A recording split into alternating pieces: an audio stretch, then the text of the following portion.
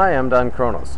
I'd like to talk to you about a simple yet profound electoral reform that I've been promoting for well over 20 years now. First, I'd like to say right off the bat that I am supporting Barack Obama in the 2008 presidential election, and I hope you'll do your research and join me in supporting him. However, I feel strongly that each of us should have the right to vote in a way that will best represent our own personal positions. So, I would ask you to please cast an informed vote that sits well with your conscience. What I would like to suggest is that if you don't have anyone that you really want to vote for, but you know who you'd like to vote against, then the current options for you are to be misrepresented by voting for the candidate that you haven't actually decided you want to put in, or to not be represented at all. If you turn your vote against someone into a vote for someone, you're not being correctly represented, and I'll explain that in a bit. In my opinion, there should be a third choice to be represented correctly, because there's no way to be sure that a negative vote would be correctly counted at this time. I would not ask those who are already planning to vote on insisting on the right to vote against someone in this particular election, because there's too much at stake and every vote is important. However, I would ask that anyone otherwise planning not to vote consider insisting on the right to vote against a candidate that they would like to prevent from winning in this year's election, and further insisting that this negative vote be counted as such, so that the opposition to a particular candidate can be properly represented in the candidate's final net vote count. In other words, that the number of votes actually used to determine who was the most popular will have been reduced by any votes against that candidate. In the 2000 election, it became clear to many people that their votes didn't count for much, and in the 2004 election, the anybody but Bush crowd, or in other words, those who simply wanted to get George W. Bush out, but really didn't know who they wanted in or didn't care who got in, seemed to outnumber everyone else. And yet, most of them chose not to vote at all because they simply didn't feel sure enough about the only other choice that seemed to have a valid chance. In every election, candidates attempt to gain your votes by smearing their opponents. It happens pretty much all the time. This is one of the things I like about Barack Obama, is that he's chosen to run a positive campaign, even if that means not winning because of it. He's worked very hard to stay on the issues, to present what he can do for the country, what we can do for the country, how he can help to guide us, how he can help to lead us, and the experience that he's had that will help him to do that, the things that he's done in the past that show that what he has in mind will work.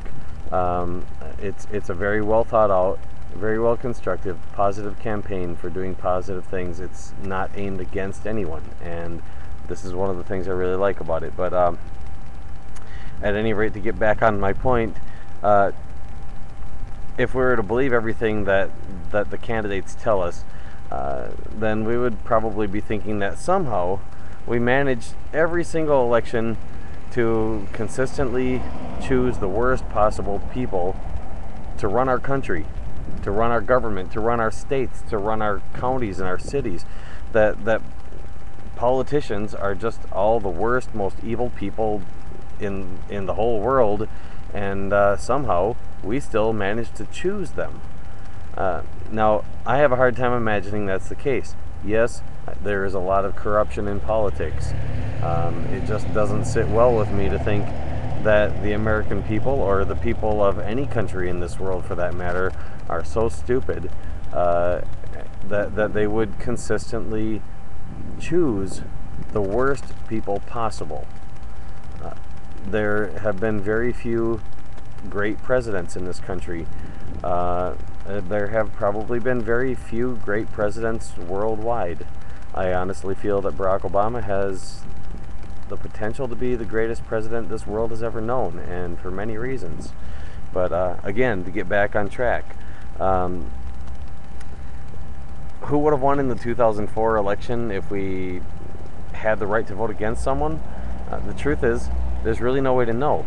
but it would have been someone that, at the very least, the people had approved of more than the other choices they were given. If you insist on the right to vote against a candidate, keep in mind that you should not state out loud in the voting area which candidate you want to vote against. Don't go in there and say, I want to vote against so-and-so, and I should have the right to do that, because they do like to keep who people are voting for as a personal thing, and likewise who we're voting against or who we'd like to vote against should be kept private in the voting area. However, as far as I know, there shouldn't be anything wrong with insisting on the right to be properly represented when you vote. And if all you have in mind is who you want to vote against, then only being able to vote for someone is not being properly represented. That's being improperly represented or being misrepresented.